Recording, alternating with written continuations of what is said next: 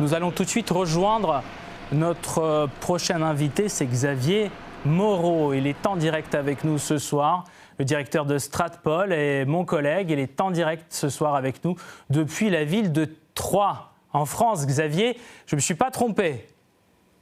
Bonsoir Oleg, non, vous avez parfaitement prononcé le nom. Ah voilà, Troyes. Donc, mais Donald Trump aussi voudrait qu'il soit Troyes.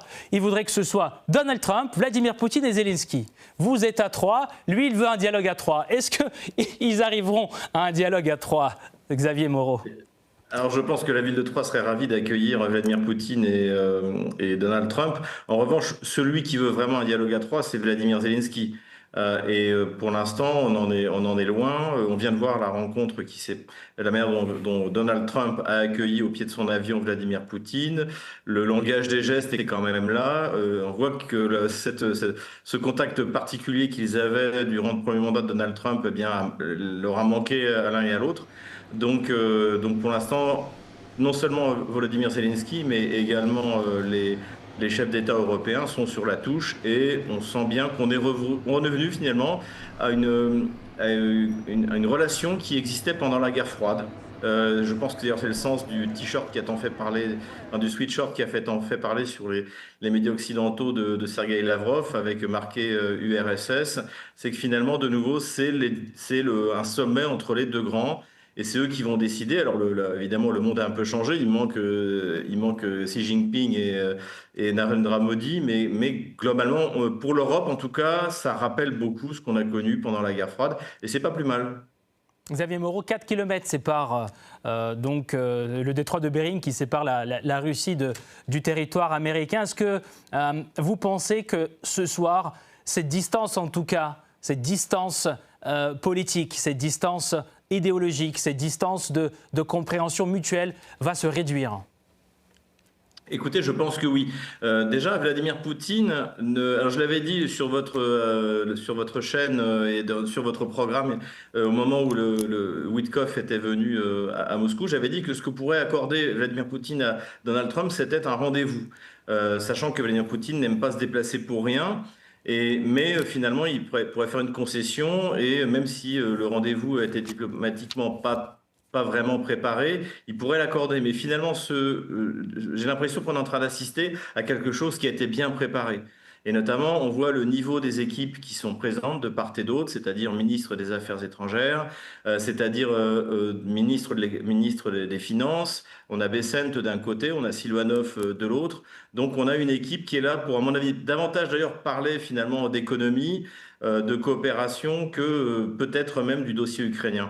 Donc je pense que là, on a de chaque côté, on a deux présidents qui ont envie que ça s'arrange, qui ont envie de régler les problèmes, et Donald Trump qui a envie de se débarrasser du boulet ukrainien. Je crois qu'aujourd'hui, ça paraît évident. Est-ce que pour Donald Trump, c'est aussi une affaire personnelle depuis sa réélection, en tant que président américain, parce que lui-même l'a dit, je veux être le président qui en 6 mois aura réglé 6 conflits mondiaux. Est-ce qu'il va y parvenir? Il a dit que le conflit ukrainien était un petit peu l'épine politique, dans son pied. Est-ce que cette rencontre est aussi une rencontre d'orgueil personnel pour lui?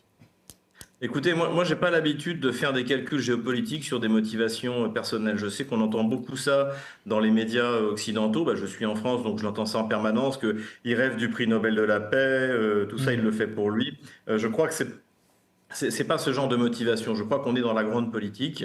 Je crois que Donald Trump se rend compte que le conflit en Ukraine a coûté assez cher à l'Amérique. Et finalement, comme c'est un dirigeant, je dirais, nationaliste, qui met avant tout l'intérêt supérieur de la nation américaine, l'intérêt supérieur de la nation américaine n'a rien à voir en Ukraine ou dans les rêves des chefs d'État bellicistes qui composent l'Union européenne. Donc je pense qu'on est plutôt dans du pragmatisme, et je dirais même le pragmatisme le plus radical.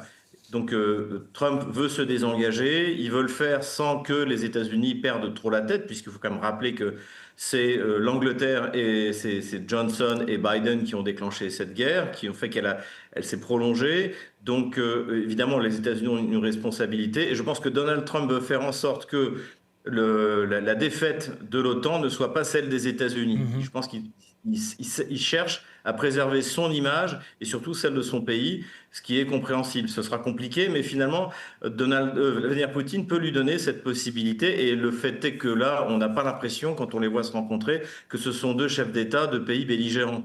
Ce que pourtant, de facto, ils sont aujourd'hui en Ukraine. L'Ukraine n'est qu'un proxy, en fait, dans cet affrontement entre l'Occident et la Russie. Donc je pense qu'on est plutôt on va vraiment dans la bonne direction. Xavier Moreau, quand vous dites que ça ne doit pas être une défaite personnelle politique du président américain, est-ce que ça rejoint un petit peu ce qu'il disait hier, que ça serait une honte que de ne pas parvenir à un accord en Alaska? Mais par contre, là, le président américain ne dit pas, mais une honte pour qui? Est-ce que c'est plutôt une honte pour l'Europe qui continue dans sa rhétorique belliqueuse et qui tire vers le bas cette tentative toujours de parvenir à cette paix?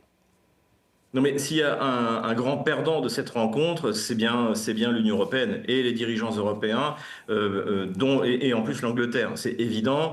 Il est évident que la question ukrainienne va se résoudre entre Vladimir Poutine et Donald Trump. Donald Trump a les moyens, s'il le voulait d'ailleurs, de faire cesser immédiatement le conflit en Ukraine, en coupant Starlink, en coupant le renseignement militaire américain. Ça s'arrête demain. Donc finalement, ce dont on s'aperçoit, c'est que ceux aujourd'hui qui veulent la guerre en Europe sont ceux qui sont le moins capables de la mener.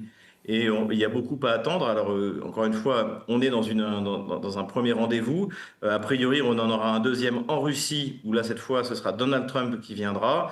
Et on est rentré dans un cycle de négociations qui est fait pour durer. Mais si vous voulez, en plus, sur le fond, ce qu'on a, c'est l'avancée de l'armée russe sur la totalité du front en Ukraine. Donc plus ce processus va se prolonger, plus l'armée russe va avancer, et plus finalement, à la fin, ce sera Zelensky et les chefs d'État européens qui auront supplié Donald Trump d'obtenir un cessez-le-feu ou une paix négociée le moins défavorable possible pour leurs intérêts. La crainte qu'on a tous un petit peu ce soir, c'est que si un accord sur un cessez-le-feu, alors soit sur le gel de la ligne de front, alors une trêve par exemple dans le ciel, devait avoir lieu ce soir, l'Europe viendrait poser des conditions supplémentaires, toujours plus, accompagnées de Kiev pour saboter un petit peu ce qui serait convenu tout à l'heure en Alaska. Est-ce que c'est un scénario qu'il faut envisager également, Xavier Moreau? Alors, la seule trêve que je vois qui pourrait être acceptable pour la Russie et qui serait une forme de concession, c'est pas le gel sur la ligne de front, parce que ça, c'est un projet qui a été sorti par les néoconservateurs au début de l'année 2023. Vous pouviez le lire dans les différents médias américains, c'est-à-dire c'est le scénario à la coréenne. Et évidemment, c'est un scénario dont la Russie ne veut pas. La Russie avait dit, on peut faire un cessez-le-feu, mais il faut que l'armée otano-kievienne se retire de tous les nouveaux territoires russes. Si on en croit le Wall Street Journal, il y aurait, mais encore une fois, il faut prendre ça avec des pincettes, il y aurait peut-être une concession russe, c'est-à-dire que s'il se retire de la partie ouest du Donbass, que l'armée ukrainienne occupe encore, dans ce cas, les Russes seraient prêts à un cessez-le-feu et démarrer des négociations. Et ça, donc la concession, ce serait que l'armée ukrainienne n'ait pas à se retirer ni de Zaporozhye, ni de Kherson. Mais ce serait de toute manière une défaite pour Zelensky. Et en plus, encore une fois, si jamais il y a un accord de cessez-le-feu, ça veut dire qu'il y a une trêve, ça veut dire qu'il y a des élections en Ukraine, ça veut dire que Zelensky, surtout s'il doit abandonner l'ouest du Donbass, eh bien, dégage de la vie politique ukrainienne, tout simplement. Donc je pense que cette concession qui est évoquée par le Wall Street Journal est réaliste, encore une fois, c'est-à-dire que l'armée ukrainienne quitte l'ouest du Donbass, sachant qu'en plus, l'ouest du Donbass, ce sont des lignes de défense qui ont été préparées depuis 2014. Là, à Zaporozhye et à Kherson, il n'y a rien. Donc ce serait pour un cessez-le-feu, c'est la concession que je verrais. Mais je ne suis pas persuadé non plus qu'on aille vers un cessez-le-feu. Je pense qu'il s'agit d'engager des pourparlers.